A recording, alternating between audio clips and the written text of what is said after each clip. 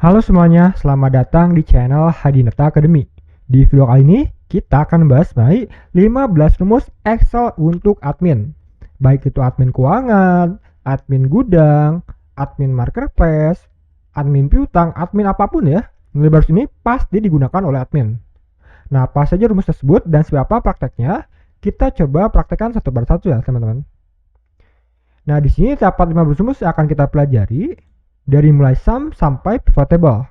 Di sini ada nama rumusnya, lalu di sini ada fungsinya. Nah, kalian bisa baca dulu. Nah, untuk file yang digunakan pada video ini bisa kalian download ya, si gratis. Caranya mudah banget, kalian cek di kolom deskripsi, lalu kalian klik link download file. Nah, maka file tersebut akan terdownload otomatis pada perangkat kalian. Jika kalian sudah melihatnya, langsung saja kita praktekkan bersama-sama ya. Nah, kenapa 15 rumus ini digunakan oleh admin? Nah, karena dengan rumus-rumus ini kita bisa mengolah data dengan cepat dan tepat walaupun jumlah datanya sangat banyak. Nah, yang kedua, karena 15 rumus ini sering muncul dalam seleksi pekerjaan, baik itu tes masuk kerja dan juga dia sering tampilkan nih dalam loker-loker untuk admin. Nah, contoh kita coba cek loker-loker sebagai admin ya. Nah, misalnya yang pertama di sini dapat loker sebagai admin gudang. Ada deskripsi pekerjaannya, lalu ada di sini ada skill dan kemampuan yang dimiliki. Contoh di sini menguasai komputer, terutama Microsoft Excel. Jadi ya wajib kita sebagai admin menguasai komputer. Nah, diutamakan Excel ya. Walaupun kedepannya nanti itu menggunakan aplikasi lain seperti Accurate mungkin ya, SAP, Miobi, nah, tapi Excel ini sering diutamakan gitu ya. Selanjutnya ada admin gudang lagi, yang mampu menghasilkan komputer minimal Office dan Microsoft Excel gitu ya. Nah, contoh di sini terdapat admin sebagai admin keuangan. Nah, contoh job qualification-nya proficient in using Microsoft Office, especially Excel. Jadi Excel itu diutamakan ya. Ini juga ada admin menguasai Microsoft Access ya. Nah, namun di beberapa loker tuh dia tuh menampilkan rumus-rumus yang harus kalian kuasai. Contoh, di sini mahir menggunakan Excel seperti lookup, pivot, sum, if, dan sebagainya. Nah, saya pastikan kalau kalian ingin melamar sebagai admin, nah di video ini pasti kalian paham ya rumus-rumus yang akan digunakan oleh admin. Oke, kita coba praktekkan rumus-rumusnya ya. Nah, jika kalian sudah melihatnya, kalian buka, kita coba praktekkan satu persatu. Jika sudah dibuka, kita klik di sini part 1. Nah, di sini terdapat tabel nilai ujian siswa ya. Ada nama siswa, ada jenis kelamin siswa, lalu ada nilai ujian yang diperoleh, nilai MTK, IPA, dan IPS. Nah, di sini kita akan coba mempraktekkan beberapa rumus. Yang pertama ada rumus sum. Nah, rumus sum berfungsi untuk menjumlahkan suatu data. Contoh, di sini kita akan menjumlahkan total nilai. Artinya nilai yang diperoleh dari setiap siswanya. Nilai MTK, IPA, dan IPS kita jumlahkan gitu ya. Nah, agar lebih cepat menjumlahkan, kita bisa gunakan rumus yang namanya sum. Kita ketik sama dengan sum atau SUM tab. Lalu kita masukkan angka yang akan kita jumlahkan. Di sini MTK, IPA, dan IPS. Karena datanya sejajar, kita bisa langsung blok nih dari kiri kanan sebenarnya teman-teman. Nah, biar cepat, tutup kurung, tekan enter. Nah, maka hasilnya pun muncul ya. Jadi dengan rumus sum kita bisa menjumlahkan nilai tersebut dengan cepat. Kita posisikan di tengah agar lebih rapi. Nah, untuk data di bawahnya, kita tidak usah lagi mengisi rumusnya satu persatu. Kita gunakan autofill, arahkan kursor kita ke ujung kanan bawah sampai data dapat hitam seperti ini teman-teman. Lalu klik read 2 kali. Nah, maka data di bawahnya semuanya terisi sini, sesuai dengan data yang paling atas atau rumus sum yang sudah kita gunakan tadi ya. Nah, jadi seperti itu teman-teman praktek penggunaan rumus sum. Selanjutnya ada rumus average atau disebut average ya. Nah, rumus ini berfungsi untuk menghitung rata-rata nilai. Contoh, kita akan menghitung rata nilai yang diperoleh dari setiap siswa. Nah, kita dengan cepat bisa gunakan rumus average. Ketik sama dengan average atau AVERAGE tab. Lalu kita blok angka yang akan kita hitung rata-rata nilainya. MTK sampai IPS ini. Tutup kurung, tekan enter. Kita posisikan di tengah. tarik datanya ke bawah. Nah, maka hasilnya pun muncul ya teman-teman. Dengan rumus average ini kita bisa menghitung rata nilai dengan cepat. Nah, di sini kan rata nilainya contoh yang pertama 88,333. Jadi angka desimal di belakang komanya banyak nih. Nah, jika kita ingin bulatkan, misalnya atau menghilangkan angka di belakang komanya atau angka di belakang komanya hanya 2, kita bisa membulatkannya dengan mudah ya. Kita blok dulu nilai yang akan kita bulatkan. Tekan Ctrl 1. Nah, dia akan muncul tampilan format cells ini, teman-teman. Pilih yang number. Nah, di sini ada sampel. Decimal place-nya kita masukkan nih. Jika kita ingin bulatkan atau menghilangkan angka di belakang koma berarti 0 ya. Jika ini akan menambahkan jadi 1 misalnya. Nah, dia ada koma ya, ada angka di belakang komanya 88,3. Misalnya tambahin jadi 2, 88,3. Jadi kita bisa sesuaikan dengan kriteria yang kita inginkan ya. Kita ingin menghapusnya, kita 0 saja. Oke. Nah, maka hasilnya pun muncul ya. Jadi nilainya sudah dibulatkan. Selanjutnya ada rumus if. Nah, rumus if ini kita bisa menghasilkan nilai dari perbandingan dari suatu data. Nah, rumus if ini agak sulit ya teman-teman. Jadi kita langsung saja praktekkan agar lebih mudah dipahami. Nah, contoh di sini kita akan mengisi data status. Nah, status ini diisi berdasarkan keterangan ini nih. Kriteria kelulusan berdasarkan nilai data. Jadi statusnya ini kita isi berdasarkan nilai data. Ada 2 kriteria. Jika nilainya 75 sampai 100, maka dia statusnya lulus. Jika nilainya kurang dari 75, maka statusnya tidak lulus. Jadi untuk mengisinya kita bisa gunakan rumus yang namanya if ya. Kita coba teman-teman. Ketik sama dengan if tab. Jika kita masukkan localitasnya, jika rata nilainya kurang dari di sini 75 titik koma, lalu kita mengisi value of true. Jika benar nih nilai 88 ini kurang dari 75, maka hasilnya tanda kutip ketik tidak lulus. Tanda kutip titik koma. Lalu kita mengisi value if false jika salah atau jika sebaliknya. Berarti sebaliknya 75 atau lebih besar dari 75. Tanda kutip ketik lulus. Tanda kutip tutup kurung. Nah, jadi seperti rumusnya teman-teman, tekan enter. Nah, maka hasilnya pun muncul ya. Kita tarik datanya ke bawah. Nah, kita coba cek apakah benar datanya. Contoh misalnya siswa yang pertama nilainya 88. Maka statusnya lulus ya. Karena 88 ini termasuk dalam 75 sampai 100. Di sini siswa yang kedua 47. 47 ini termasuk dalam kategori kurang dari 75. Maka hasilnya tidak lulus ya. Maka hasilnya sudah sesuai nih.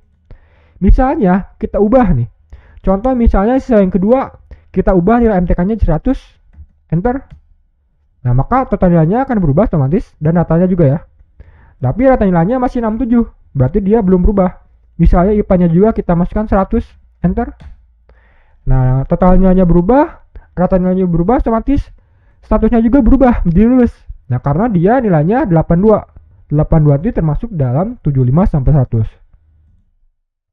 Nah, jadi itu teman-temannya praktek dari rumus if. Nah, semoga kalian paham. Kalau misalnya kalian bingung atau ada yang ditanyakan, silakan ya kalian tulis di kolom komentar. Kita coba ke rumus selanjutnya. Selanjutnya ada rumus konta. Nah, rumus konta ini berfungsi untuk menghitung jumlah sel yang terisi data. Contoh di sini kita akan menghitung banyaknya siswa di kelas. Nah, untuk menghitungnya dengan cepat, kita bisa gunakan rumus konta. Ketik sama dengan konta atau COUNTA tab. Lalu kita masukkan nih, data akan kita hitung. Kita akan menghitung banyaknya siswa di kelas. Kita bisa masukkan dari nama siswa. Kita blok nama siswanya. Tutup kurung, tekan enter. Nah, maka hasilnya pun muncul. Jadi banyaknya siswa di kelas tersebut adalah 9 siswa. Selanjutnya ada rumus max. Nah, rumus max ini berfungsi untuk menghitung nilai yang tertinggi atau mencari data yang paling tinggi nilainya gitu ya. Contoh di sini kita akan mencari nilai rata-rata tertinggi. Nah, dengan cepat kita bisa gunakan rumus max. Ketik sama dengan max MAX tab. kita akan menghitung rata-rata tertinggi. Maka kita blok nilai dari datanya ya. Kita blok dari data nilai. Tutup kurung, tekan enter. Nah, maka yang pun muncul ya. Nilai rata tertinggi adalah 89. Selanjutnya ada rumus min. Nah, rumus min ini berfungsi untuk mencari nilai rata terendah. Sama dengan min, min, tab. Kita masukkan data nilai ratanya. Tutup kurung, tekan enter. Nah, maka hasilnya pun muncul ya. Rata nilai yang paling kecil adalah 60. Selanjutnya ada rumus COUNTIF. Nah, rumus COUNTIF ini berfungsi untuk menghitung data berdasarkan satu kriteria tertentu. Nah, contoh, di sini kita akan menghitung banyaknya siswa laki-laki. Berarti kita tuh hanya akan menghitung siswa yang laki-laki saja jenis kelaminnya. Berarti ada satu kriteria nih, yaitu laki-laki. Nah, untuk menghitungnya kita bisa gunakan rumus COUNTIF. Ketik sama dengan COUNTIF, COUNTIF, tab. Yang pertama kita mengisi rank. Nah, kita akan menghitung banyaknya siswa laki-laki. Data laki-laki ini terletak pada data jenis kelamin. Maka kita blok table atau data jenis kelamin ini data sampai ke bawah. Titik koma.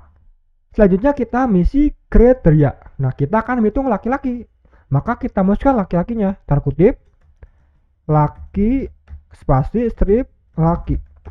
Nah, laki-laki ini harus sesuai dengan data yang sudah kita blok tadi ya, laki-lakinya. Baik itu fontnya, spasinya, stripnya harus sesuai gitu ya. Biar dia bisa menghitung tepat. Tanda kutip, tutup kurung, tekan enter. Nah, maka hasilnya pun muncul teman-teman. Jumlah siswa laki-laki dari data tersebut adalah 2 siswa. Misalnya kita ubah otomatis gitu ya. Yang siswa kedua tuh jadi laki-laki. Contoh ya. Nah, maka otomatis dia akan berubah menjadi 3 gitu ya, sesuai dengan table yang sudah kita blok tadi. Nah, jadi seperti itu teman-teman untuk rumus COUNTIF. Selanjutnya ada rumus COUNTIF, ada S-nya di akhir.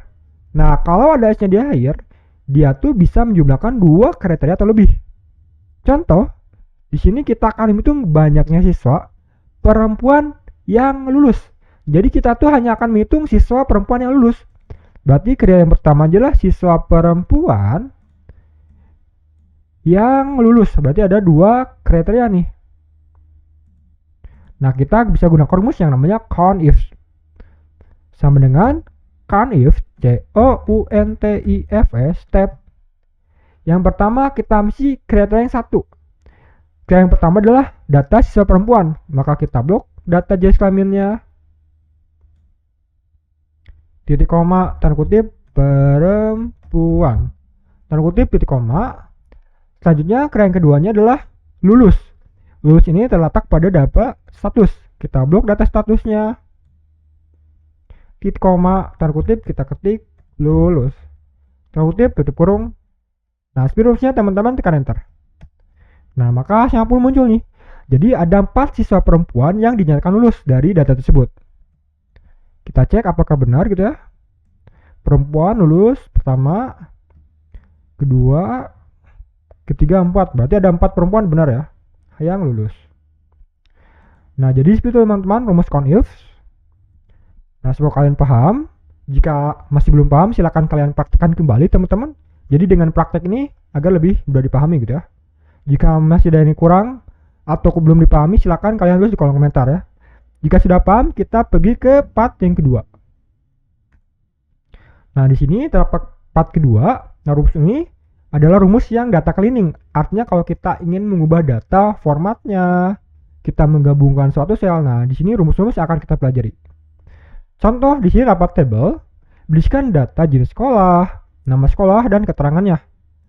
Nah, kita akan coba menggunakan rumus text join untuk menggabungkan suatu sel menjadi satu sel. Di sini kan ada 3 sel nih.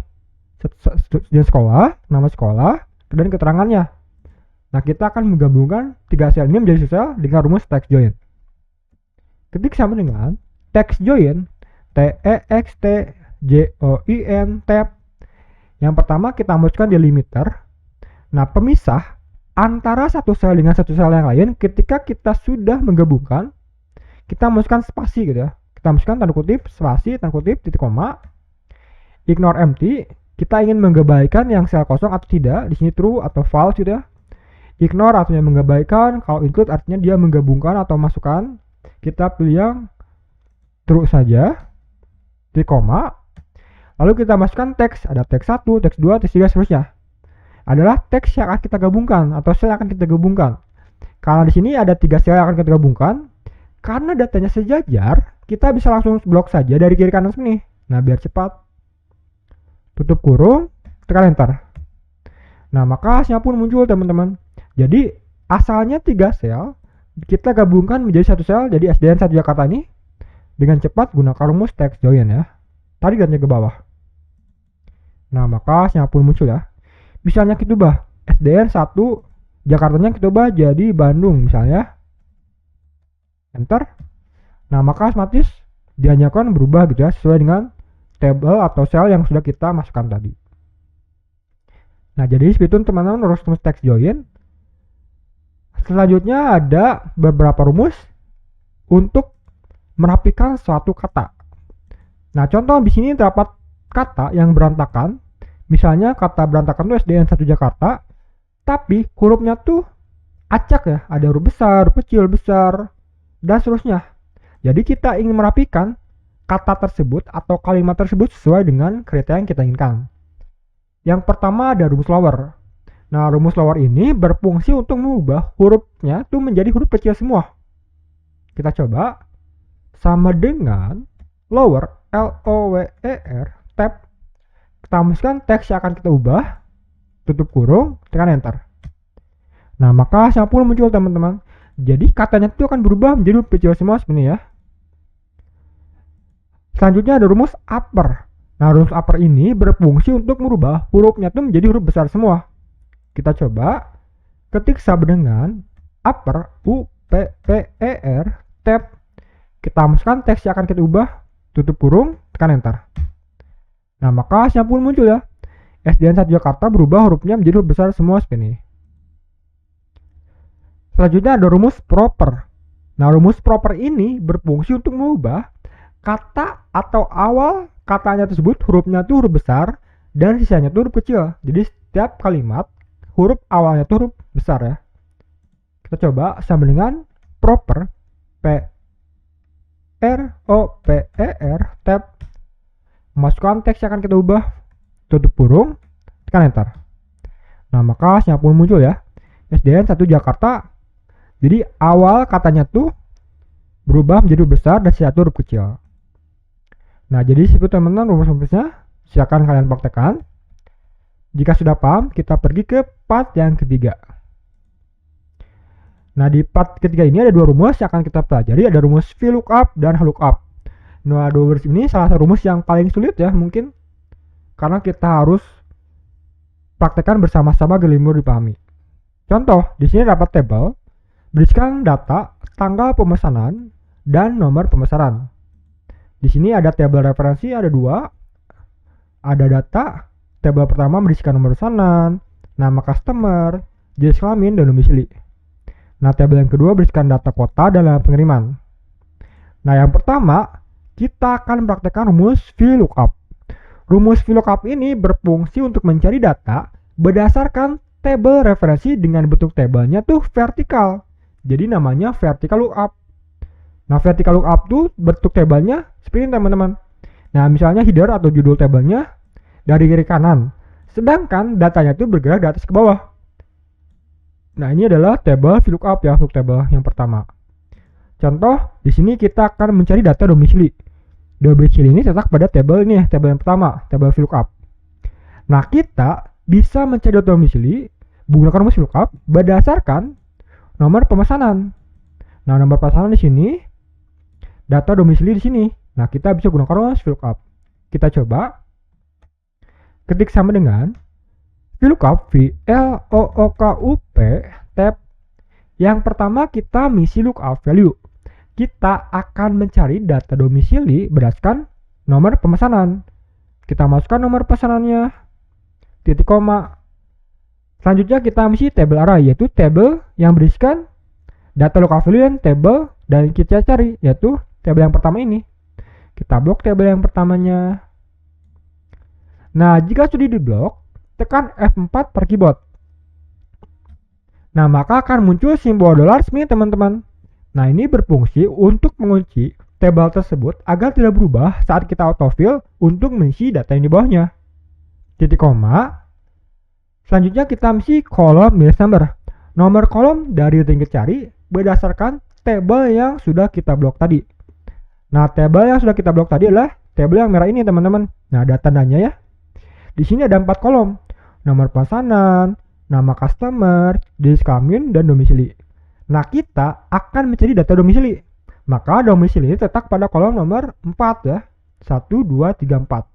Maka kita masukkan 4. Kita ketik angka 4, titik koma. Di sini selanjutnya ada rumus rank lookup. Ada 2 pilihan, ada true dan false.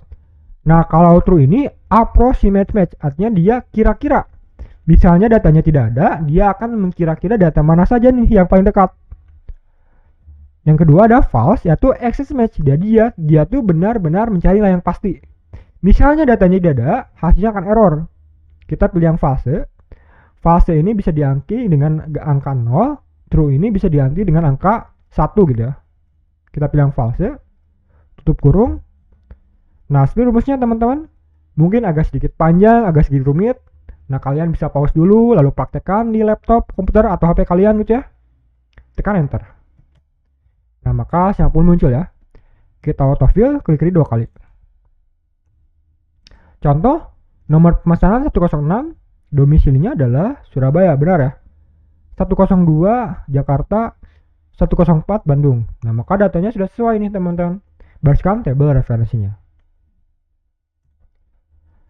Selanjutnya ada rumus HLOOKUP. Nah, lookup tuh hampir sama seperti tadi VLOOKUP.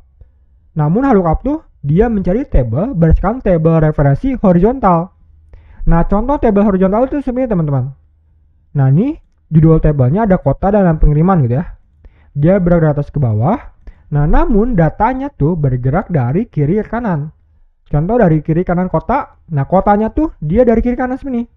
Nah, inilah tabel horizontal. Jadi kalau kita ingin mencari data berdasarkan tabel horizontal, kita bisa gunakan rumus lookup. Contoh di sini kita akan mencari data lama pengiriman. Lama pengiriman ini terletak pada tabel horizontal, maka kita bisa gunakan rumus lookup. Kita ketik sama dengan lookup, HLOOKUP, tab. Yang pertama kita mengisi lookup value, kita masukkan nih. Kita mengisi lama pengiriman berdasarkan data kota. Kita masukkan kotanya atau domisilinya gitu ya. Titik koma. Table array, kita blok data table horizontalnya ya, tabel yang kedua ini. Tekan F4, titik koma. Selanjutnya kita mengisi row index number, nomor baris dari data yang kita cari. Nah, kalau tadi tuh VLOOKUP kolom index number, kalau lookup tuh row index number, artinya baris gitu ya. Nah, baris yang kita cari terletak baris kedua ya, lama pengiriman terletak pada baris kedua. Maka kita masukkan 2, titik koma, pilih fase, tutup kurung. Nah, seperti rumusnya teman-teman, tekan enter. Nah, maka sampul muncul ya. Tarik datanya ke bawah. Kita cek apakah benar. Jakarta 1 hari, Bandung 2 hari, Surabaya 3 hari ya. Maka datanya sudah benar nih, sesuai dengan tabel referensinya. Nah, jadi seperti teman-teman untuk rumus lookup dan lookup. Semoga kalian paham. Jika sudah paham, kita pergi ke 4. Nah, yang terakhir ada pivot table. Nah, pivot table ini adalah tools yang terletak di Excel untuk mengolah data atau merangkum data, meningkas data, menganalisis data dengan cepat walaupun jumlah data sangat banyak. Contoh, misalnya di sini terdapat table, habiskan data, database gitu ya, data nama, lalu ada jurusan dari setiap namanya. Nah, kita akan coba mengelompokkan mahasiswa tersebut berdasarkan jurusannya. Nah, jadi dengan cepat kita bisa gunakan rumus atau tools pivot table gitu ya. Caranya, kita blok dulu data yang akan kita buat pivot table-nya. Kita blok datanya. Kita blok judulnya dulu dari kiri kanan. Nah, agar lebih mudah memblok ke bawahnya sampai ke bawah, kita tekan Ctrl Shift bawah. Nah, maka otomatis dia akan blok data ke bawah sebenarnya teman-teman ya. Jika sudah, pilih insert. pilih pivot table. Nah, dia akan muncul pivot table seperti teman-teman. Nah, table atau rank-nya sudah kita blok tadi ya teman-teman. Sudah kita blok. Di sini ada choose where you want the pivot table to be placed. New worksheet artinya dia akan menampilkan di sheet baru. Existing worksheet artinya dia akan menampilkan di sheet ini. Kita pilih yang existing worksheet saja. Lokasinya kita pilih saja di sini. Oke. Nah, maka siapa pun muncul teman-teman. Pivot table views-nya sudah muncul ya. Nah, kalau pivot table-nya aktif, terletak atau terdapat tampilan seperti ini, ada pivot table field, lalu ada pivot table tools-nya, ada analysis, desain gitu ya. Di sini kalian bisa menganalisa data dengan pivot table, desainnya juga, kita bisa memilih warna atau chart gitu ya. Nah, di sini ada pivot table recommendation. Kita klik coba. Nah, di sini ada beberapa data yang akan bisa kita gunakan. Contoh di sini ada jurusannya, kalau ada jumlah siswanya yang ada di jurusan tersebut. Nah, di sini ada pivot table list atau fields gitu ya.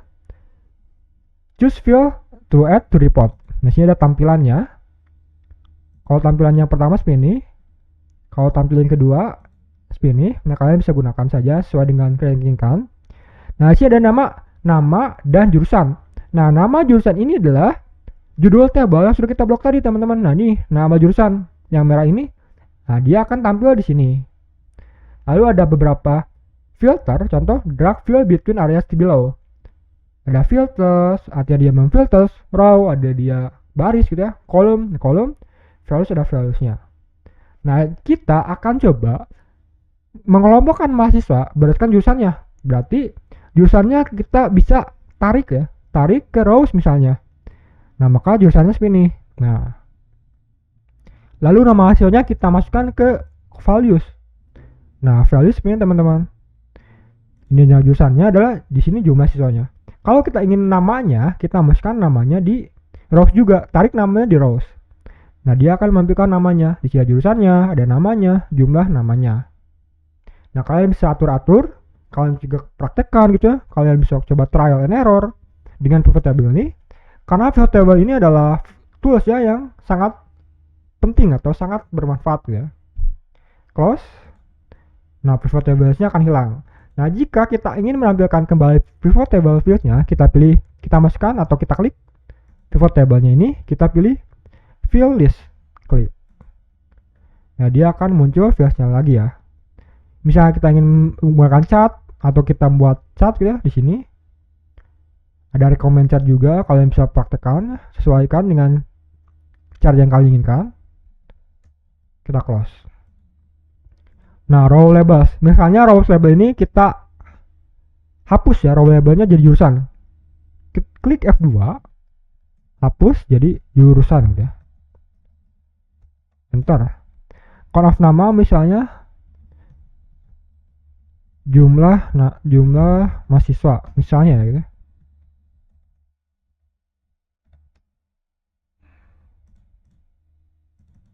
Nah, seperti teman-teman. Nah, jadi misalnya jurusan sistem informasi ada namanya, ada jumlahnya gitu ya, dan seterusnya. Nah, jadi seperti teman-teman pivot table. Semoga kalian paham. Nah, maka seluruh rumus tadi sudah kita pelajari satu persatu ya, dengan cepat dan tepat dengan seksama. Nah, teman-teman, semoga kalian paham dengan rumus tersebut. Semoga kalian yang belum memiliki pekerjaan atau ingin memiliki pekerjaan sebagai admin, semoga kalian diterima dengan menguasai rumus-rumus ini ya. Semoga kalian yang sudah bekerja, gajinya naik, jabatannya naik dengan menguasai rumus ini. Semoga kalian paham dan dapat mempraktekannya dalam pekerjaan kalian. Terima kasih teman-teman telah menonton video ini. Semoga video ini bermanfaat. Jangan lupa klik like dan subscribe channel ini karena channelnya akan menampilkan video yang bermanfaat setiap harinya. Terima kasih telah menonton video ini. Semoga video ini bermanfaat.